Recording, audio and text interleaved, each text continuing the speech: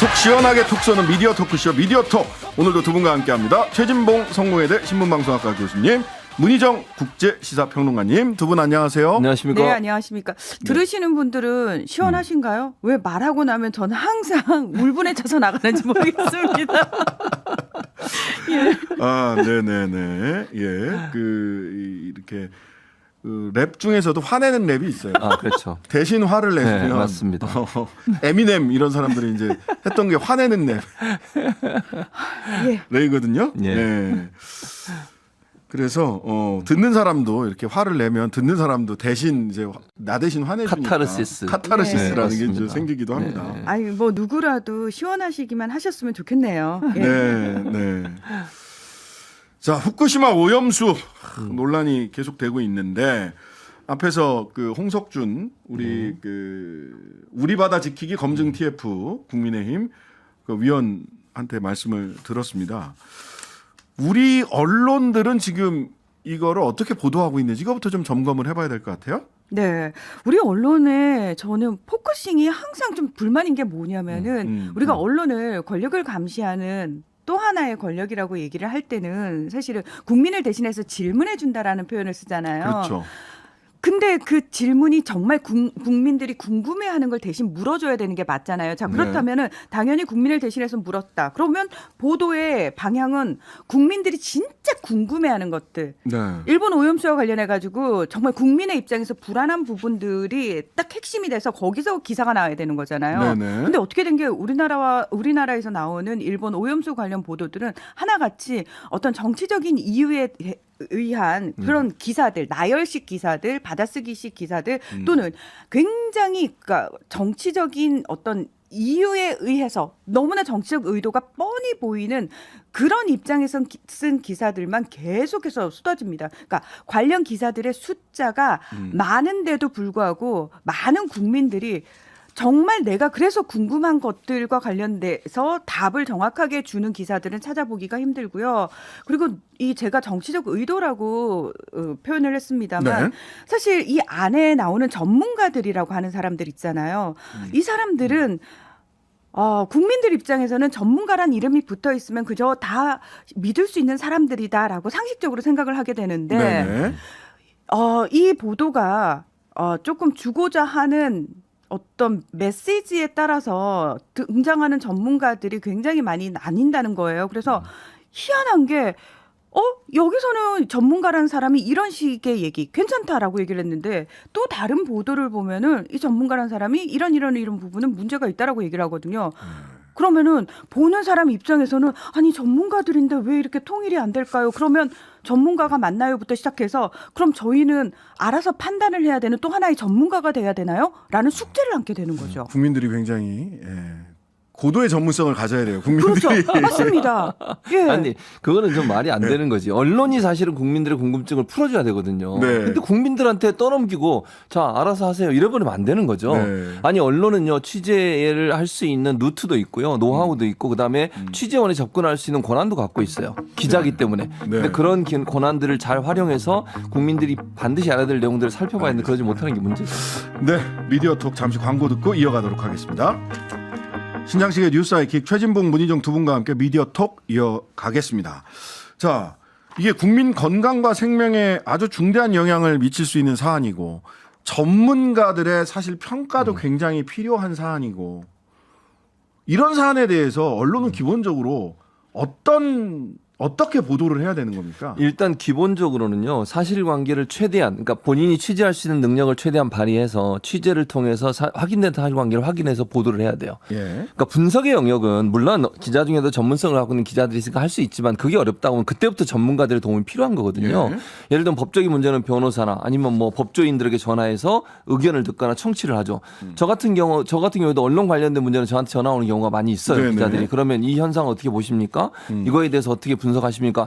그걸 종합적으로 분석해서 또 기사를 써요. 그러니까 보충을 하는 거죠. 네. 그러니까 기본적인 기사의 내용에 전문가들이 의견을 들어서 기사를 보충하고 그리고 마지막에 전문가들이 했던 얘기들을 코멘트를 달아서 거기다 붙이는 거죠. 네. 근데 여기서 주의할 점이 뭐냐면 공정성과 객관성이라는 두 가지 개념을 반드시 확립을 해줘야 돼요. 그러기 위해서는 논란이 되고 있는 이슈 같은 경우에는 양쪽 의견을 다 제시해야 되는 거죠. 그러니까 한 전문가도 한 사람만 하면 안 돼요. 예를 들면 정말 논쟁적인 어떤 부분, 이 부분은 A라고 생각하는 사람, B라고 생각하는 전문가 있으면 두 사람의 의견을 함께 보내줘서 독자들이 또 시청자들이 그걸 읽고 어느 것이 더 설득력 있는지를 알아보게 하는 것. 두 번째는 통계나 팩트 이런 것들을 좀 많이 사용해요. 팩트라고 제가 표현한 건 뭐냐면요. 과학적 근거. 네. 이런 부분들을 많이 활용을 해야 돼요. 네. 그러니까 그냥 본인이 상상하듯이 또는 뭐 본인이 생각하는 걸 마치 사실인 것처럼 적으면 안 돼요. 네. 그건 예를 들면 OECD 뭐 조사에 따르면 우리나라 어느 해양 뭐 수산부 조사에 따르면 예컨대 또는 다른 나라의 예를 들어보면 이런 방식의 어떤 사례들이 함께 들어가 줘야 제대로 된 보도가 된다고 보습니다. 어제 과학자 그 원종우 과학가 사람들 대표가 나오셔가지고 그 후쿠시마 오염수 1리터 지금이라도 먹을 수 있다. 이런 게 가장 비과학적인 그렇죠.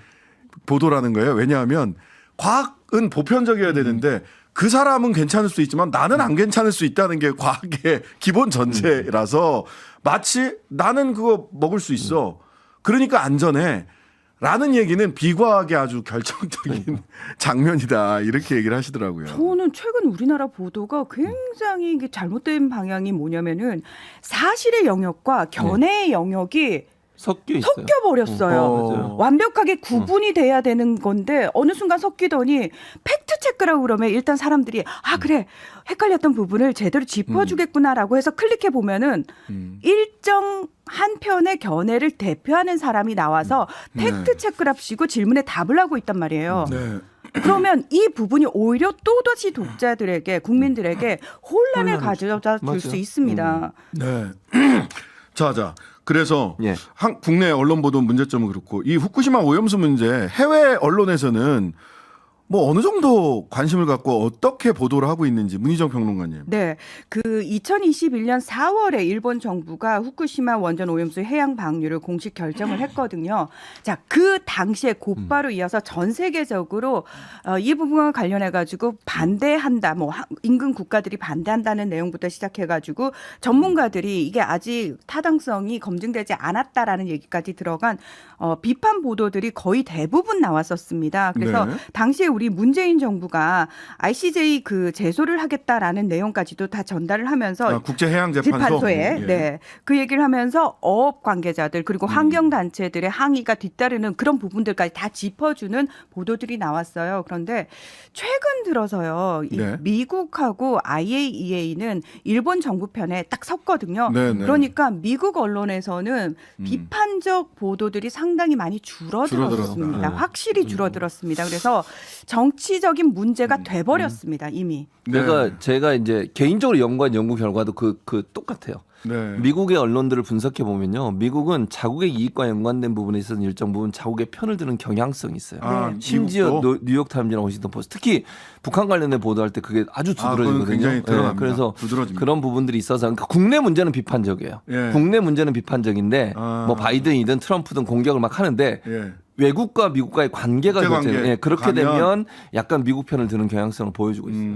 소위 미국 우선주의, 네. 아메리칸 그렇죠. 퍼스트. 확실히 그런 언론에도 부분이 있어요. 보입니다. 그게. 네. 자, 이제 두 번째. 저 이거 보고 정말 많은 분들이 좀 분노하기도 하고 이렇게 하는 게 맞나 하는 근본적 의문을 얘기를 했던 게 그 소위 양회동 열사 지난 1일 노동절에 민주노총 건설노조 양회동 씨가 검찰의 사전 구속영장 실질심사, 영장 실질심사를 앞두고 분신 사망한 일이 있었습니다. 조선일보 온라인에서 분신 안 말렸다. 이런 취지의 보도를 엊그제 이틀 전에 대문에 딱 걸어놔 버렸어요. 그렇습니다. 그 조선일보가 16일 인터넷판 기사 건설노조원 분신 순간 함께 있던 간부는 막지도 불 끄지도 않았다라는 기사를 올렸는데요. 최훈민 기자가 쓴 기사입니다. 그러면서 사진도 함께 첨부를 했는데 당시 그 독자 제공이라는 이름으로 붙었지만 사실 누가 봐도 이거는 사진이라기보다는 CCTV 동영상 장면을 그러니까 포착한 그 사진과 함께 이제 시간대별로 정말 말리지 않았던 부분들과 관련해 가지고 상세하게 보도를 써놨습니다. 그런데 저는 여기서 첫 문단부터 상당히 좀 문제가 있다라고 생각을 했던 게 뭐냐면은 네. 자, 지난 1일 민노총 건설노조 간부 양모 씨가 극단적 선택을 했다. 그는 건설 공사 현장 5곳에서 공사를 방해하겠다는 취지로 협박해 8천여만 원을 받은 혐의로 경찰 수사를 받던 중이었다. 이러고 나가거든요. 네네. 그런데 이 부분과 관련해서도 사실 저는 이게 읽는 사람으로 하여금 굉장히 오해의 소지가 많이 있는 부분인데 네. 오마이뉴스 기사는 이 부분과 관련해서 뭐라고 얘기를 했냐면 네. 단체 교섭 등 노조 활동의 일환으로 건설사의 조합원 고용과 노조 전임자를 요구한 것과 관련해서 공갈 혐의를 받아 영장 실질 심사를 앞둔 상황이었다라고 설명을 하고 있고요. 한겨레 기사에서는 지역 건설사들과 교섭 과정에서 조합원 고용과 노조 전임자 활동비 등을 요구했다는 이유로 공동 공갈 혐의 수사를 받아왔다. 굉장히 처음 시작부터 오해의 소지가 상당히 많게 시작을 하고 있다라는 겁니다. 예. 자, 그러면서 제일 중요한 부분을 네. 제가 말씀드릴게요. 네. 조선닷컴 취재 결과라고 씁니다. 그러니까 본인의 취재가 아니고요. 조선닷컴의 취재 결과라고 모든 걸 다 뭉뚱그려서 아니 조선닷컴이 취재를 해보니까 모든 근거를 거기에 걸고 있습니다. 네. 이렇게 기사 써도 되는 건가 모르겠는데 이 CCTV 캡처 화면도 네. 이거는 그 사실 이게 각도나 이런 거 봤을 때 그 인근에 있는 그 관공서 특히 법원 강릉지원이죠. 강릉지원 에 CCTV 아닌가 하는 생각이 들던데. 강릉지청. 네. 네. 어제 그 MBC 보도에 따르면 예. MBC 보도에 따르면 검찰청 CCTV로 검찰청. 아마 그게 같이 있나 봐요. 그러니까 예, 뭐 예. 정확히 제가 강릉을 안 가봐서 아니, 모르겠는데 보통 검찰청이랑 예. 법원이랑 붙어 예. 있잖아요. 예. 꼭 그런다. 사법부는 별도로 있는 건데. 네. 같이 있어. 같이 원래는 있어. 그리고 원래는 이게 견제 기관이어야 되잖아요. 예, 그리고 층수도 똑같이 만들어요. 그러니까요. 항상. 그러니까 예. 그래서 아마 검찰청 종합민원실 CCTV로 보인다고 MBC가 보도를 했고요. 그렇다고 하면 이게 어떻게 독자 제공이에요. 그 독자 제공 아니죠 그러면 그 검찰청이 CCTV 가 독자인가요? 그거 아니죠 무슨 말이 그게 말이 아니, 물론 됩니까, 조선일보를 검찰청이 공금으로 사볼 수는 있어요. 그래서 이걸 제공했다면 이 제공한 사람도 문제라고 봐요. 예. 왜 그럼 이거를 제공을 했을까? 이게 정말 예를 들면 수사에 필요해서 그래서 검찰청에서 이 어떤 사건에 대한 수사를 위해서 했다면 사용한다고 문제가 없을 것 같은데 특정 언론사에 그것도 모든 언론사에 동일하게 제공한 것도 아니고 특정 언론사에만 CCTV 화면을 제공하는 것도 저는 문제라고 봐요. 네. 그래서 이런 문제는 그리고 만약에 이 조선일보 지금 이 타이틀로 나갔으니까 조선일보에 보도한 내용에 독자 제공을 쓴 건 이건 명백한 잘못된 내용이잖아요. 네네. 이렇게 쓰면 안 되는 거죠. 만약 검찰청이 제공했으면 검찰청 제공이라고 써야 되는 게 맞는 거잖아요. 네. 근데 그렇게 안 쓴 이유가 뭘까요, 그러면? 저는 그런 생각까지 들어요. 그렇게 썼을 때 올 수 있는 여러 가지 다른 어떤 부작용 이런 걸 고민하지 않았을까 하는 생각이 든다는 거예요, 제 말은. 네, 네. 그리고 저는 되게 충격적이었던 게 그 CCTV 스틸 사진뿐만 아니라 어떤 장면이 있었냐면은 양모 씨가 분신에 쓴 시너라고 하면서 사진을 올려놔요. 네. 사실 굳이 그 신호통을 이렇게 사진을 찍어서 올릴 이유가 있을까? 여기서 조선닷컴 취재를 종합하면 앞서 양 씨는 이날 새벽 6시쯤 단골이던 속초 시내 모 철물점에서 시너 3통을 현금 18,000원에 구입했다. 철물점 주인은 양 씨가 시너를 살 때에도 공사 미수금 걱정을 했기 때문에 분신 같은 건 상상도 못했다고 했다. 그러니까 굳이 이 기사에 필요할까 하는 부분들까지 다 굉장히 자극적으로 넣어놨다라는 겁니다. 근데 문제는 실제로 YTN 기자나 당시 그 분신 현장을 이렇게 취재를 했던 YTN 기자나 또 이 사건을 분신 사건을 직접 그 관할했던 강원경찰서, 강릉경찰서 관계자들은 무슨 소리냐? 이거 다 주변에서 말렸다. 이런 이야기들을 하고 있는 거죠. 그렇죠. 주변에서 말리지 않았고 오히려 부추긴 듯한 뭐 이런 뉘앙스가 충분히 느껴지는 기사였지만 사실은 실질적으로 당시에 그 현장을 지켜본 YTN 기자 2명도 상당히 이제 증언했어요. 경찰 측에. 아니 그 당시 있던 다른 민노총 간부가 그 상황을 상당히 말리고 있었고 뿐만 아니라 그 민노총 간부가 빨리 그 민노총 다른 간부에게 전화를 해서 지금 이런 상황이 벌어졌다 급박하다라는 식으로 상황을 어떻게든 이걸 극복하기 위해서 애를 썼다라는 얘기를 하고 있거든요. 그러니까 그 당시 상황을 강릉경찰서 관계자가 얘기한 걸 보면 신호를 몸에 뿌리고 주변에도 신호를 뿌려서 그렇죠. 못 다른 사람이 다가오겠다는 거죠. 다가오지 못하게 그리고 손에는 화기를 들고 화기를 있고. 들고 네. 있었고 이런 상황이었기 때문에 그러지 말라 말리는 그렇죠. 상태였고 네. 갑자기 잘못 말리러 들어가면은 이 화기에 불을 붙여서 그럴 수 있죠. 같이 상해나 피해를 사망에 당할 이를 수 수 있죠. 있는. 네. 그렇죠. 근데 이제 그거를 멀리서 그 상황을 모른 채로 네. 그걸 보면 CCTV 만 아무도 접근하지 보고. 않았다. 네. 그렇게 기사를 썼어요. 방관했다. 그런데다가 한 발 더 나가서 주무부처 장관인 원희룡 장관은 SNS에다가 마치 무슨 기획이 네. 있었던 것 같은 걸 올렸어요. 아니 이 표현을 썼어요. 원희룡 국토부 장관이 노조가 동료의 죽음까지 투쟁의 동력으로 이용했다. 정말 위험한 발언이죠. 이거는 노조뿐만 아니라 이 고인에 대해서 명백한 모욕행위입니다. 예. 그러니까 아니 최소한 뭐 일단 장관의 발언이 물론 이 조선일보라는 언론사에서 보도한 내용을 근거로 했는지 모르겠어요. 뭐 그러면 조선일보만 보시는지 모르겠는데 다른 언론사는 살펴봐야 된다고 생각하고요. 이렇게 지금 현재 논란이 되고 있고 특히 조선일보 같은 경우에는 이 문제에 대해서 아니 사실관계가 제대로 확인이 되지 않았는데 예를 들면 이런 거잖아요. 영상을 본인들이 입수했다고 치겠습니다. 검찰청에서 제공한 영상이라고 가정을 하고 CCTV를 입수를 했더라도 화면에 나온 것만 가지고 분석하면 안 돼요. 네네. 그걸 실제 YTN 기자도 만나보고 실제 현장에 있던 사람한테 물어봐야 될 거 아니에요. 그 앞에 경찰 일반 시민들도 네, 네. 있었어요. 그러니까 예. 취재를 해야지 취재를 하지 않고 CCTV 화면 보고 뭔가 이렇게 그냥 단정적으로 기사를 써버리면 이게 엄청난 어떤 오해를 불러일으키고 그다음에 내용과 다른 내용이 사실인 것처럼 전달되는 거 아닙니까? 네. 취재 활동 없이 그냥 이렇게 CCTV 그러면 이런 또 오해를 불러일으켜요. 그런 행동이. 그러면 어떤 기사를 쓸 때 기사에 우리가 보통 야마라고 부르잖아요. 네. 그럼 일본어니까 안 쓰려고 하지만 어쨌든 네네. 방향성. 예. 기자들이 쓴 전문 용어니까요. 방향성을 정해놓고 기사를 쓰지 않는다는 의혹이 또 생기는 거예요. 그러면. 아, 그렇죠. 그 실제로 이 기사를 보고 보수 성향의 시민단체가 이 자살 방조 소위, 혐의로 예, 예. 말리지 않았다는 이유로 자살 방조 혐의로 고발을 했다라는 거 아니겠습니까? 이게 뭐를 저희 세대 분들은 뭐가 기억이 나냐면 91년도 김기설 유서대필 사건이 바로 떠올라요. 맞아요. 네. 바로. 예.